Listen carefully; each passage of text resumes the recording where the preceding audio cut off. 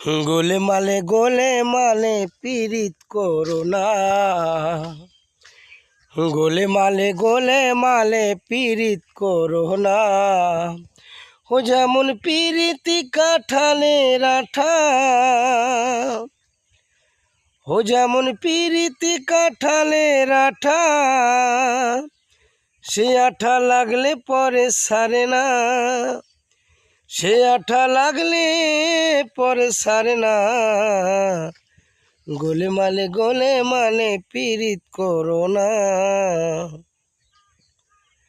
পীড়িতি jug ডুমরের ফুল, ও সে যে আর এক লতার মূল।